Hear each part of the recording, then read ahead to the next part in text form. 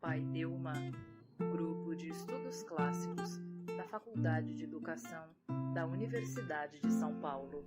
Olá a todos, estamos aqui novamente reunidos, os integrantes do Paideuma, grupo de estudos clássicos da Faculdade de Educação da Universidade de São Paulo, para conversarmos sobre um texto de Richard Hort, Ironia Privada e Esperança Liberal, que está no seu livro Contingência, Ironia e Solidariedade. O que o Hort tenta fazer naquilo que nos importa, que é uma discussão ética, né? O que ele tenta fazer? Ele tenta construir um discurso que seja persuasivo sem ser fundacionista, sem apelar para algum tipo de essência. Então, ele vai, de algum modo, defender, lembrando do tema que o Edson se referiu agora, defender que o pior que nós podemos fazer, o pior que podemos ser, é sermos cruéis, e o pior que podemos fazer com os outros é a crueldade, e defender que evitar ser cruel é um propósito da vida ética. A crueldade aparece de diversas formas. Ele usa uma imagem muito forte e que no encontro passado foi lembrado, se não me engano, pelo Daniel, das crianças, das pequenas coisas em volta das crianças, né? Vocês lembram disso? Então, é uma crueldade você chegar para aquela criança que tem o brinquedinho, a caixinha, aquelas coisas absolutamente sem valor, não é? Do ponto de vista monetário, empírico, e você jogar aquilo no lixo. Aquilo é uma crueldade. Ele vai dizer também da humilhação, a experiência de humilhação como uma experiência uma modalidade da crueldade. E isso seria algo que devemos evitar. No entanto, se ele tenta justificar isso baseado em algum motivo transcendente, fundado em algum tipo de essência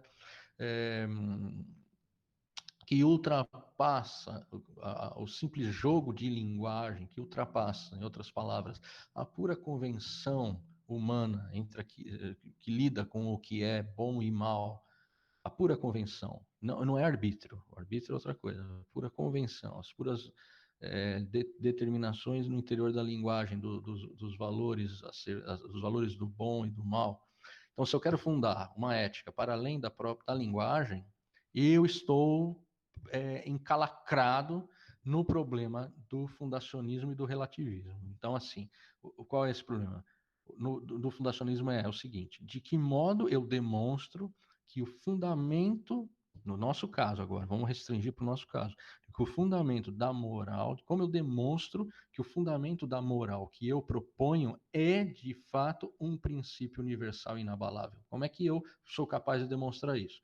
Para eu demonstrar isso, eu preciso da linguagem. Se a linguagem é, antes de tudo, a expressão das convenções, dos valores postos na história, se a linguagem não se enraiza em uma realidade para além da linguagem, em outras palavras, se não existe nenhum valor, se não há existência de nenhum valor para além do seu uso, para além da linguagem que o expressa, como eu vou alcançar por meio da linguagem o fundamento dessa ética? Que é o problema com o qual Platão se debateu, é o grande problema da filosofia. Platão deu lá uma resposta postulando a existência das formas, das eide, das formas imutáveis. Aristóteles vai tentar de outro modo, etc, etc. Isso é o problema do fundacionismo. Qual é o problema do relativismo? E olha só, por isso que o Richard Hort não pode sair por aí falando que é um relativista, e é por isso que o pensamento relativista é um pensamento, por vezes, pueril, ou não consciente das suas próprias complicações. Que é o seguinte: se o que há é o relativismo de todos os valores, o discurso que apresenta o relativismo de todos os valores, ele é também um discurso relativo. E isso implode a pretensão de universalidade do discurso sobre o relativismo. Quando eu digo tudo é relativo, eu estou enunciando uma proposição que se pretende universal, que se pretende válida sempre. Os valores são relativos. Quando eu digo isso, eu tenho na minha cabeça a ideia de que pronuncio uma verdade acerca dos valores, uma verdade que funciona para todos os valores em todos os tempos. Bem, mas se tudo é relativo, essa mesma proposição é relativa. E logo ela é destruída no momento mesmo em que surge. Aí nós temos em Platão a crítica dele. Por que eu falo de Platão? Não é porque nós estudamos a antiguidade, nada disso. É porque eu acho interessante olharmos dentro da literatura filosófica onde é que foi que essas questões apareceram pela primeira vez. E elas apareceram pela primeira vez em Platão. Nós voltamos a Platão porque é ali que surgiu aquilo que nós chamamos de filosofia, no sentido de que ali está, querendo ou não, todos os problemas estão ali. Sei lá, toda a filosofia da linguagem está no Teeteto, tá no Sofista, tá ali os desdobramentos, né? No Crátilo, na verdade, o Crátilo. O Bruno não ouviu o que você falou, mas eu li seus lábios. No No Crátilo. Crátilo, né? Não, eu ia falar o Crátilo, não o Teeteto, no Crátilo. E então por isso que nós voltamos. Essa crítica ao relativismo é a crítica que Platão faz no Protágoras, por exemplo, o texto que nós lemos no semestre passado na pós e no outro também que participou da pós. Ele faz essa crítica. Que o discurso relativista implode e destrói a si mesmo. Aristóteles vai usar a imagem muito interessante do homem-planta, né? O homem que é incapaz de falar, que ele é uma planta. O sofista seria o homem-planta. Porque no momento mesmo em que ele fala, ele postula. Ele postula algo que não é relativo. Ele precisa postular algo que não é relativo. Então, esse é o grande problema com o qual nós nos debatemos. E o que o Richard Roth, aí eu estou encerrando, juro. O que o Richard Roth tenta? Ele tenta construir um discurso que escape dessa dicotomia entre o fundacionismo e o relativismo. É um discurso que não é fundacionista, mas sem ser relativista. Por quê? Porque ele não está postulando, Carlos, ele não está postulando que não existem as essências e que tudo é relativo, porque ele estaria fazendo um fundacionismo de ponta cabeça, no avesso. Seja bem-vindo de novo, Carlos. Ele estaria fazendo um fundacionismo pelo avesso, e seria objeto dessas críticas. Então é por isso que quem lê o texto deve ter percebido. Ele foge a todo momento de dar fundações, de dar justificativas transcendentais às suas teses. Porque se ele faz isso, ele está perdido. Ele vai sofrer a crítica que todos os sistemas, ou que todas as filosofias sofreram, que é a crítica das suas premissas. Então, o Carlos falou, né, que parece muito o pragmatismo de Dewey, John Dewey. Mas por quê? Porque o pragmatismo de John Dewey não quer pensar em termos de oposição entre aparência e essência, entre realidade e aparência e essência, entre ideia e a sua manifestação no mundo empírico. Ele não, porque se você entrar nisso, você está perdido. Aí, respondendo à questão também do Carlos, ele é estudado na filosofia. Bem, então o motivo porque autores desse tipo não são estudados na filosofia. Porque ao fazer isso, para muitos, ele já saiu da filosofia. Ele já não está na filosofia. Ele está na crítica literária. Não à toa ele foi parar depois na faculdade de letras. Ele saiu da faculdade de filosofia. Pragmatismo, não é à toa que no livro dele, nesse livro aí, do qual vocês leram um capítulo, no livro todo, que eu falei que eu ia até mandar para vocês, não mandei, me desculpe, ele discute o Nabokov e o Dostoiévski, discute o Derrida e não sei qual outro autor, ele passa para a literatura, ele passa para certos usos da linguagem que não operam com a dicotomia aparência e essência, né? Realidade simulacro, verdade moral, mentira moral que implica num erro moral. Então é mais ou menos por aí.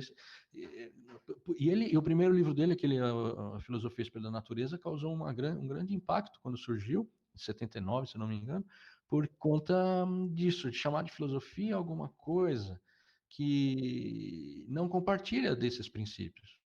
E quando eu li o livro, lá, não em 79, mas quando eu li no meu mestrado, em 96, eu acho, 95, não sei, me pareceu muito próximo do pensamento de um autor como Isócrates.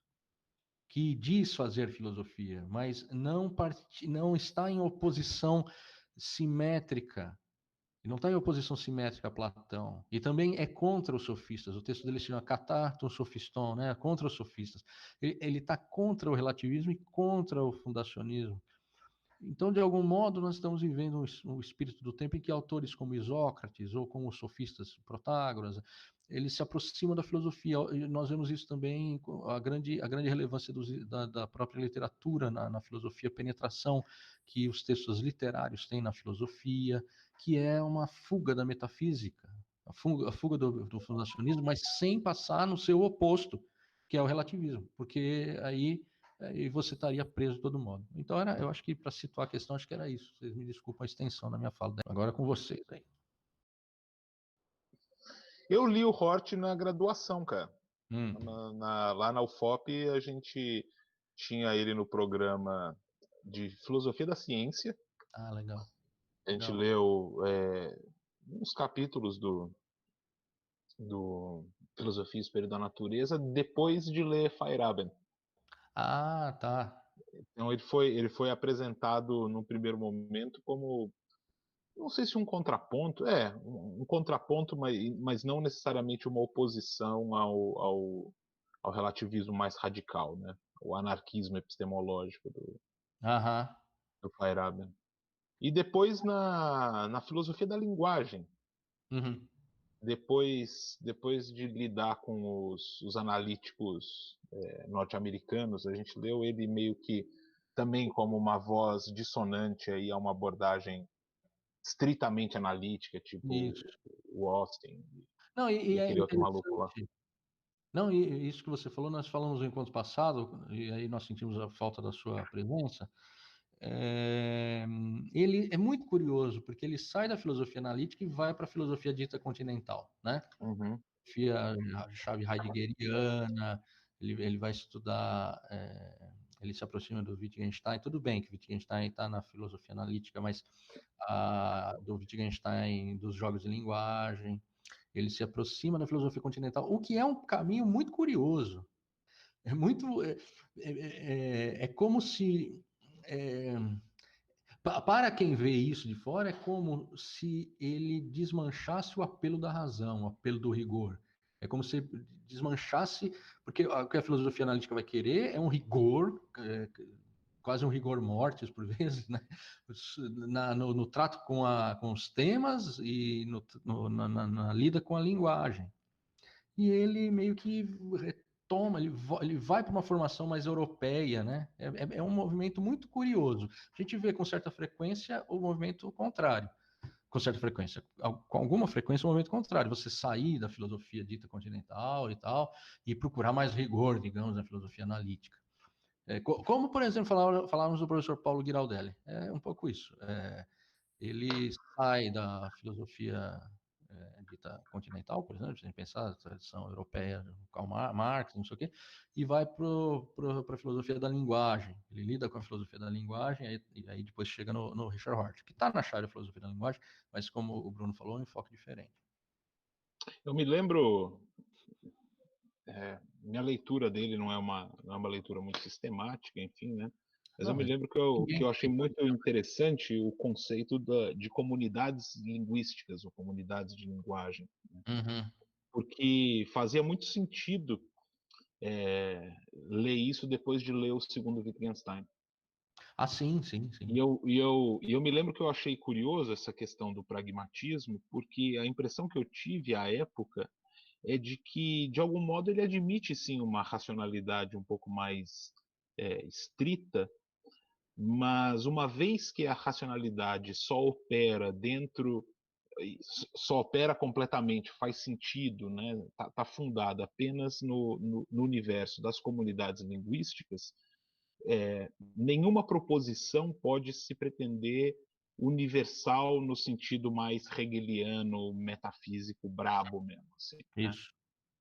Qualquer pretensão de universalidade é uma universalidade relativa, Isso. porque só opera o seu sentido dentro de uma comunidade na qual um determinado vocabulário faz sentido. Isso. Exato. E ele Eu vai lembro que eu ser... gostei bastante dessa ideia. E o Wittgenstein está muito presente, né? O segundo Wittgenstein, especialmente, ele é muito presente na obra do Richard Hort. Essa ideia de que você tem uma comunidade linguística que equivale, se a gente quiser fazer um transporte para aquilo que a gente tem investigado, equivale a uma comunidade de valores, né? Uhum.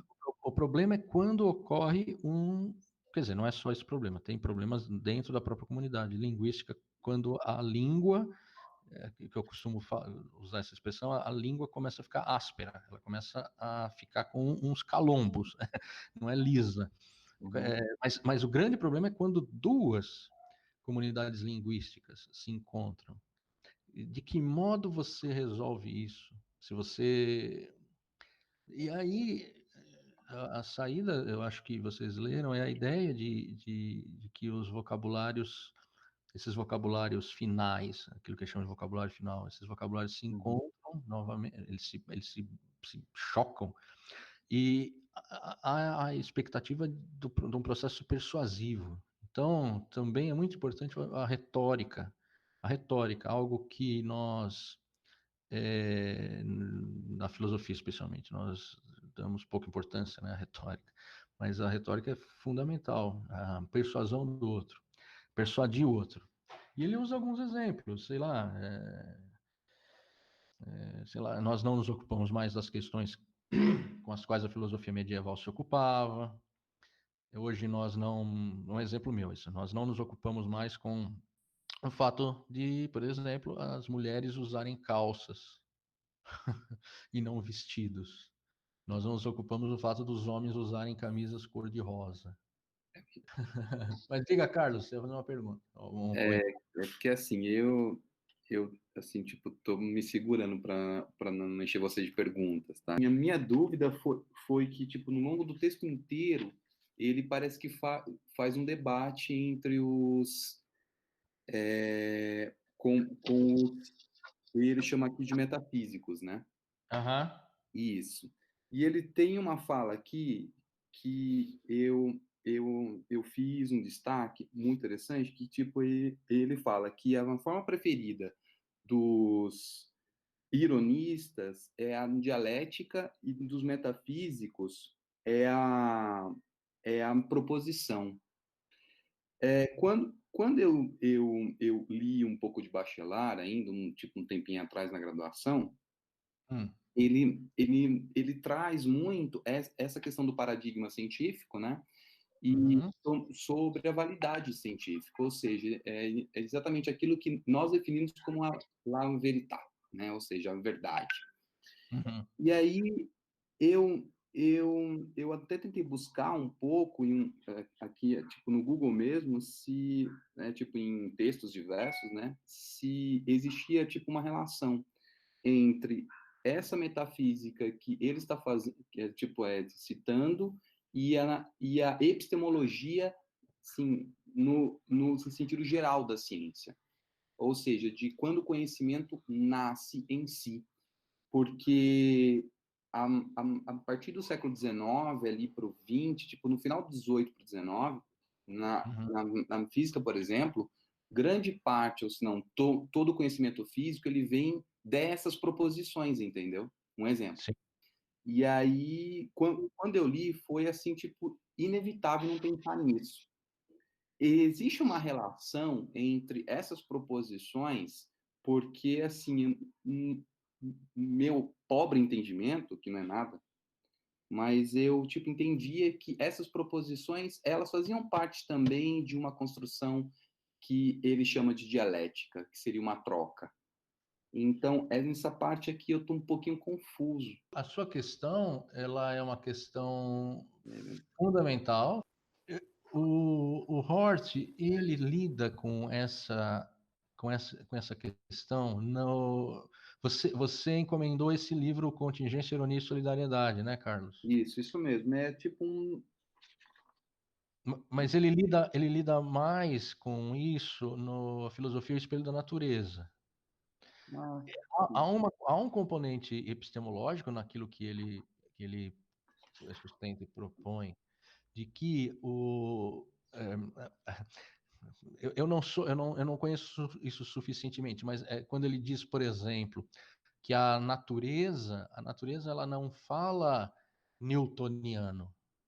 A filosofia, a natureza, a física, por exemplo, a física no sentido do mundo físico, né? A natureza physis, ela não fala newtoniano, não fala einsteiniano, não fala ptolomeuniano. A natureza não tem, ela mesma, nela mesma, não está inscrita nenhuma proposição. Todas as proposições da ciência, ou todos os fundamentos de uma teoria, de uma epistemologia, são acréscimos ou são criações da linguagem que transformam em linguagem, no caso, por exemplo, linguagem matemática, certas regularidades que se encontram na natureza. É o máximo que eu posso falar por hora é isso. Ou que na base disso está a seguinte convicção, né? Aquilo que ele disse, que eu disse agora, que a natureza não fala newtoniano, de que na natureza não há nada inscrito, no sentido de que eu vou até lá e descubro a lei da natureza, como se essa lei estivesse posta, embutida no funcionamento do mundo. É por isso, então, que ele cita Platão, inclusive, desse tipo de inatismo, é isso? Então, para Platão e para muitos outros filósofos, vai estar sim. Quando eu digo assim, quando eu digo que o jogo de xadrez, o que é o jogo de xadrez? O jogo de xadrez, ele não é não é o conjunto de peças. Ele não é o conjunto de peças, de peões e torres e bispos. Aquilo não é o jogo de xadrez. O jogo de xadrez é a regra do jogo de xadrez. Tanto que eu posso jogar xadrez mentalmente, se eu quiser. Não preciso das peças para jogar, né? Posso jogar xadrez por cartas, né? Não preciso das peças. A ideia é, essa regra, para Platão e outros autores, essa regra, essa ordem, esse cosmos, né? Ele é a própria, a própria realidade. Ou seja, ele está inscrito na realidade. Quando eu descubro essa ordem, eu descubro algo muito importante da realidade. Então, quando Platão, por exemplo, no final do livro 10 da República, apresenta a máquina de funcionamento do mundo, claro que aquilo tudo é um grande quadro, um grande tableau, uma metáfora, uma alegoria. Uma metáfora, uma alegoria. No entanto, quando ele apresenta aquilo, ele apresenta na forma de mito ainda o funcionamento do mundo na sua estrutura, digamos, cosmológica. E aquilo seria uma revelação do que as coisas são. Que as coisas são. O que o Hort vai dizer, não só ele, mas outros autores também, é que nós nunca dizemos o que as coisas são. Porque há uma cisão entre o logos, o verbo, e as coisas. É como se fosse um desenvolvimento radical do pensamento da proposição kantiana, entre número e fenômeno, no sentido de que a linguagem não alcança a realidade, a linguagem ela constitui um certo jogo, uma certa disposição que opera certas regularidades que funcionam. It works. Aquilo funciona, bem pragmaticamente falando. Eu não sei se eu te ajudei. Eu gostaria de perguntar para o Daniel, se ele que leu o texto, se ele tem algo a acrescentar. Eu gostaria de acrescentar algo, ajudar na pergunta do Carlos. Eu acho que se eu entendi a pergunta, Carlos, a coisa vai bem por onde o professor colocou, porque no final de contas é a questão sobre a matemática, quer dizer, a matemática descreve o mundo tal como ele é, ou a matemática é o próprio mundo ali, transfigurado em fórmulas, ou é apenas uma forma de traduzir, né, para a nossa linguagem o que seria o mundo, e a gente não pode jamais ter uma confirmação exata, tal como teríamos com uma foto tirada do mundo e a percepção do mundo, né? E a comparação entre essas duas coisas.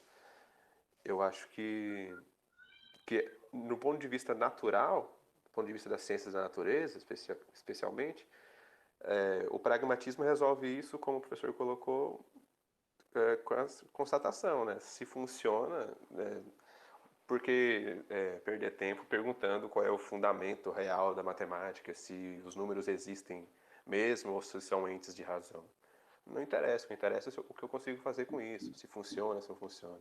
Agora, do ponto de vista moral, é que para mim a coisa pega mais, porque então como eu vou dizer o que é o justo, o que é o bom, o que é o certo pelo que funciona? Porque eu não posso fazer experimentos sociais à torta e à direita, e mesmo quando faço é quase incontrolável.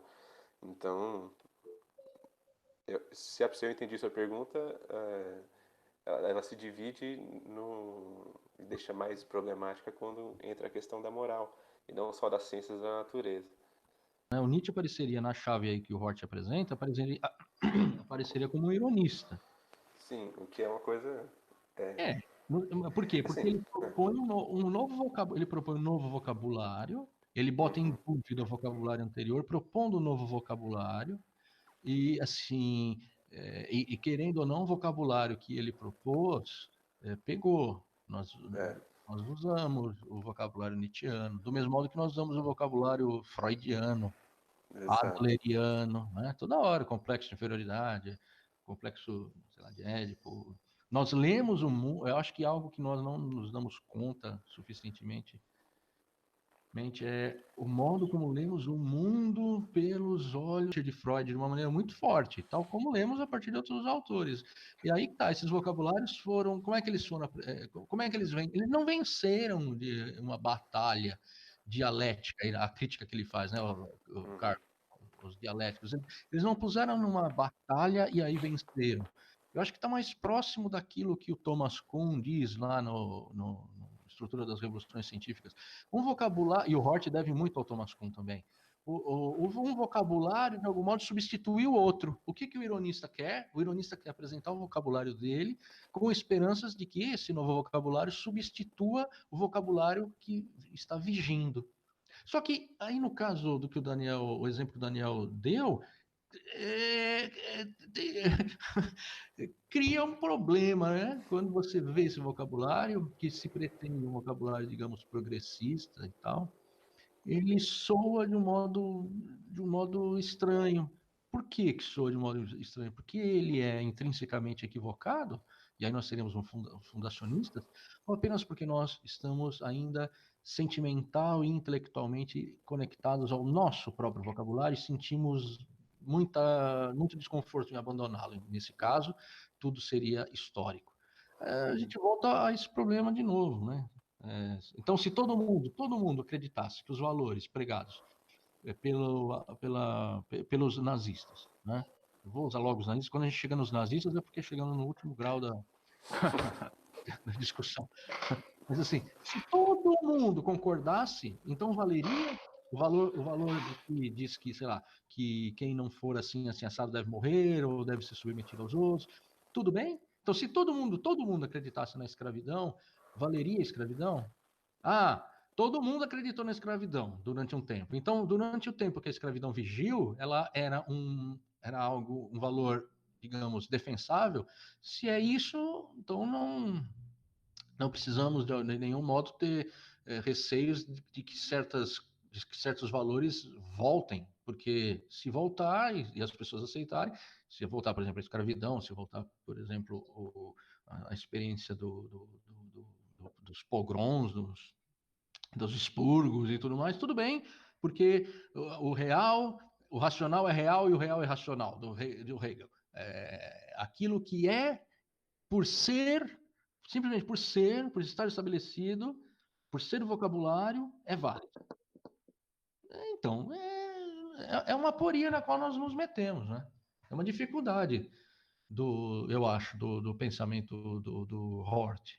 Porque, no fundo, o que ele tem a esperança de que esse discurso que se apresenta, esse novo vocabulário que se quer apresentar, o vocabulário final, a modificação do jogo de linguagem ou da linguagem comum, a linguagem comum no sentido da linguagem que é compartilhada, essas modificações que ele pretende apresentar, há a esperança de que elas sejam melhores. E aí a gente volta para o Protágoras de Platão, a ideia de que o sofista não propõe uma verdade, ele não propõe um discurso verdadeiro, ele propõe um discurso melhor. Então ele não pensa em termos de verdade, mas em termos de benfeitoria, né? O exemplo. Eficácia, né? Como é que é? De eficácia. No caso, no exemplo lá que está no exemplo do agricultor, né? O agricultor, ele não lida rigorosamente com a verdade. O médico também não, ele não lida com a verdade. O agricultor lida com aquilo que é melhor ou pior para a planta. Então eu tiro um vasinho de um lugar, ponho no outro, e ali naquele outro lugar a planta vai bem. Os lugares não são mais verdadeiros do que um, não é mais verdadeiro do que o outro. É estranho de falar assim. Esse lugar A, onde a planta não vingou, é menos verdadeiro ou não é verdadeiro, enquanto que esse espaço B, onde a planta vingou, é verdadeiro. Ele não quer operar nesses termos. Só que quando nós chegamos em situações limite, é que a teoria, digamos, faz água, a teoria hortiana ou neosofística faz água. Faz água por quê? Faz água por quê? Porque nós queremos uma resposta, ou porque nós somos postos num dilema, que é assim.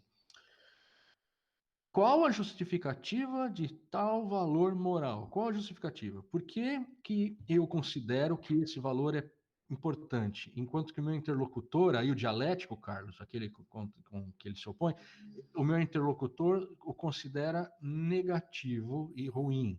Que recursos eu utilizo para defender o meu ponto de vista? De que modo? Eu uso os recursos da persuasão, sem imaginar fundar o meu ponto de vista em coisa alguma.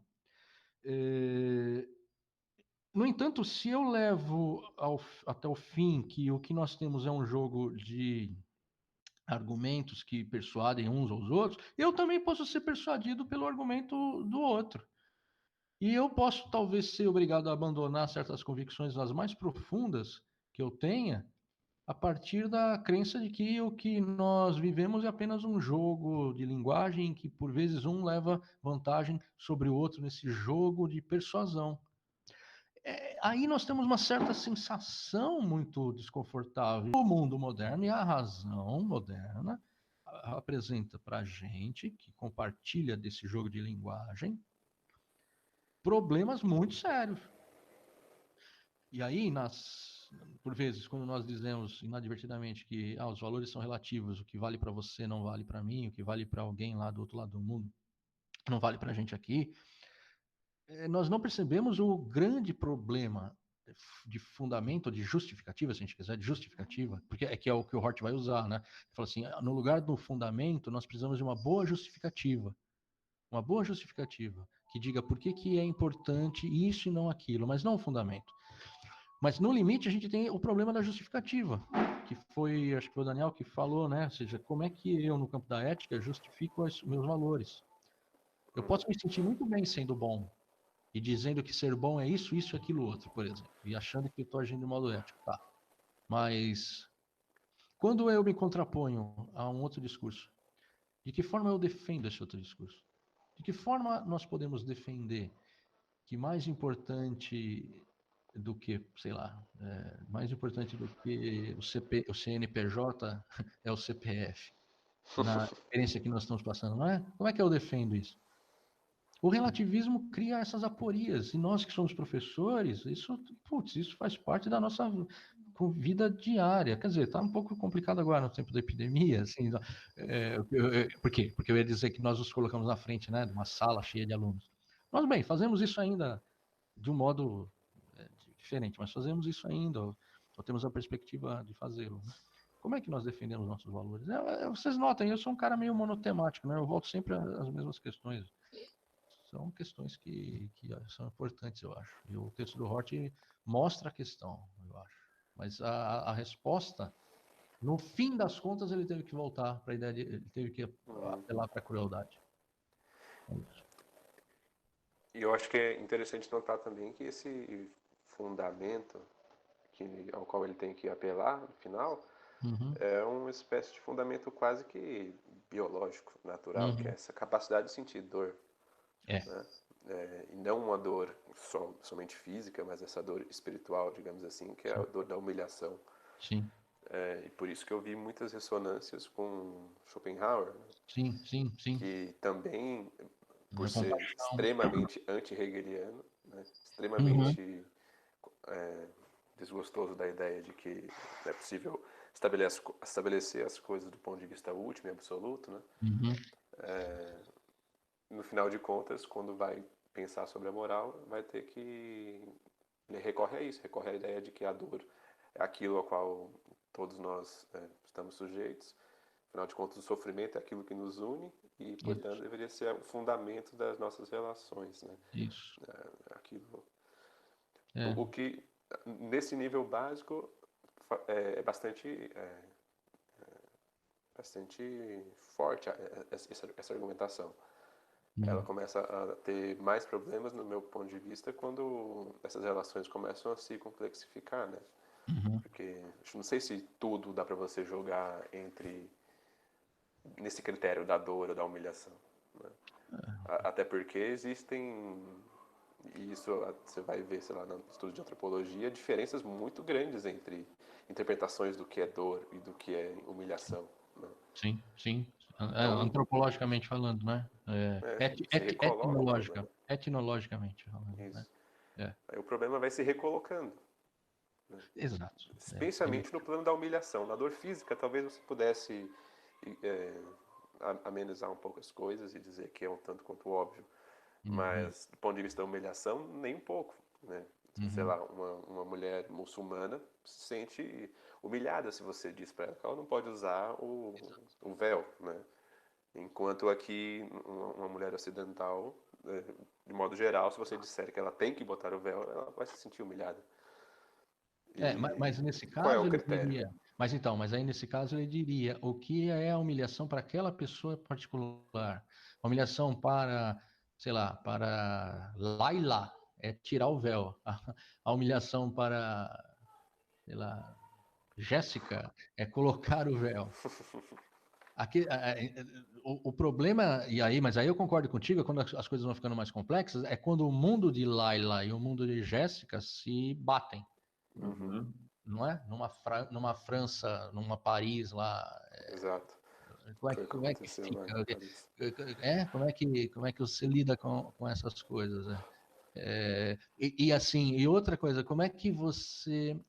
pior fica quando você precisa escalonar a dor e a humilhação. Talvez fazer com que alguns sintam humilhação para que muitos outros não a sintam.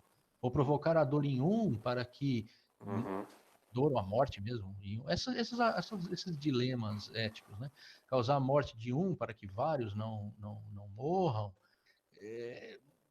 De novo, eu não sei, eu tenho a impressão que o Hort, a impressão que eu tenho da leitura do Hort é a seguinte: o mundo, meus caros, é isso. Não há resposta, não há resposta para a pergunta, não há resposta. O máximo que tu pode fazer é ir tateando e agindo de uma maneira muito despretensiosa, assim, né? Na expectativa de respostas abrangentes. Só que nós não nos contentamos com essas respostas, no sentido de que nós queremos algum tipo de justificativa forte para as nossas convicções éticas, né? Num certo sentido, né, Marcos, essa solução aí parece uma solução bastante nietzschiana também, né? Ah, sim. Eu acho que Porque o que resulta disso é que somos andarilhos mesmo. Exato. E qualquer apego a uma verdade será não mais do que a convicção de estar na posse da verdade. Quando de fato, né, para aquele que se pretende um filósofo, para aquele que se pretende uma experiência ampla do mundo, não dá para se apegar muito às ideias, às opiniões. Há sempre que deixar um percentual de relativismo aí, né? Sim. Mas é engraçado, porque olha só, nossas crenças aqui, vamos pôr nossas crenças em dúvida, mas num nível muito mais ou no nível mais radical, mais profundo, o simples fato de estarmos aqui discutindo sobre essas coisas, de determinado ponto de vista, é um erro ético terrível. É um erro ético fundamental, quase imperdoável. Porque talvez devêssemos pura e simplesmente nos submeter à palavra de Deus, ou então acreditar na verdade da explicação, sei lá, de Marx ou de qualquer outro. Notem o quanto nós sentimos no nosso íntimo, estou usando aqui uma expressão muito complicada, eu sei, mas notem o quanto nós sentimos no nosso íntimo que estarmos aqui conversando sobre essas coisas possui um valor em si mesmo, um valor positivo em si mesmo, né? É muito difícil colocarmos no lugar de quem pensa o contrário é até relativamente fácil, porque nós nos condenamos. Nós dizemos que aqueles que dizem que refletir sobre essas coisas é anátema, é algo que devemos evitar e tal. Nós desprezamos essas pessoas porque nós nos sentimos moralmente até superiores a elas. Só que elas olham para nós se elas olhassem para nós, poderiam dizer justamente o contrário. Elas se sentiriam moralmente superiores a nós. E não há critério de solução. E no fim das contas, se não houver um critério que faça mediação entre dois mundos desse tipo, assim, situações desse tipo, aí a gente volta, tal como o Hort fala da crueldade e tal, nós voltamos para um nível básico, que é o nível da violência. É uma existência robesiana. Exato. Ganha quem for mais forte. O mais forte impõe o seu vocabulário final. Então, os problemas que nós temos são problemas sérios, não são triviais. Por isso que me incomoda, às vezes, quando eu estou dando aula e as pessoas são tão felizes e alegres e tranquilas ao se dizerem relativistas. Sim. Ou se dizerem, tudo vale, está tudo bem, sei lá, tem a ciência ocidental, existe a ciência dos índios, ou a ciência tradicional. O que você está falando disso? A questão não é ser contra a cultura dos índios ou a cultura do tradicional, não é nada disso, mas é uma falta de percepção do grande problema que nós enfrentamos. E aí, olha só, para terminar, fazendo o papel de advogado do diabo, isso que eu acabei de exprimir, essa minha angústia, minha crítica, é a fala do metafísico. Uhum. É a fala do metafísico. E o que o Hort diria? Meu caro, o seu vocabulário vai ser deixado de lado. E as pessoas vão usar outro vocabulário. Vão falar de ciência tradicional, ciência indígena, tal como falam de ciência, sei lá, ciência ocidental. Vão falar assim. O seu vocabulário, que exige um certo rigor no tratamento dessas noções, ele vai ser deixado de lado. Não porque você está errado, não porque é um erro, no sentido de uma tábua de verdade, né? De uma tabela de verdade. Uhum. No sentido que é inexpressivo, inoperante. No atual mundo que vivemos, não serve para nada. Perdeu o vigor, né? Exato, perdeu. Então, talvez seja uma pergunta, uma discussão que para os alunos ou para as pessoas que não a percebem, não faça nenhum sentido. E tudo bem. E tudo bem. Só um adendo sobre o texto do Hort, nós lemos no tempo da graduação, né? Esse texto. Com a tua turma que eu li, é verdade. E teve e sempre quando eu penso no Hort, eu sempre lembro da questão do conceito do vocabulário final, eu sempre lembro de escola republicana e movimentos identitários. Esses dois conceitos. Ah, bem lembrado. Esses dois conceitos eu sempre lembro e como é difícil, né? Conciliar um vocabulário final com ideias republicanas e vários vocabulários finais, né? Porque o movimento identitário, você cria vários vocabulários finais e você não cria um consenso dentro de um próprio consenso. Então, eu só queria jogar essa questão. Ô, Armando, sabe do que eu lembrei? do de quando o Marcos falou pra gente do Mark Lilla, lembra? Sim. Tem bastante a ver, né, o trabalho dele, né, com essa questão que você abordou, né? É muito interessante, assim. Eu não me aprofundei, não cheguei a me aprofundar, mas é um autor que eu gostei Ótimo, Daniela. bastante. Bem legal você ter lembrado, viu, Armando? O que a Daniela falou tem a ver com as suas questões. Não sei se você leu. Sim. Como é que é? O nome é o O Progressista. Progressista de Ontem e o do Amanhã. Isso. Desafios da democracia liberal no mundo pós-políticas identitárias. Exato. É bem interessante esse livro, viu? Muito legal, cara. Muito legal o trabalho dele. Mas isso que você fala é verdade, é mesmo, Armando. Como é que você concilia um discurso republicano que se pretende universal com discursos identitários? E os dois discursos, quer dizer, o discurso republicano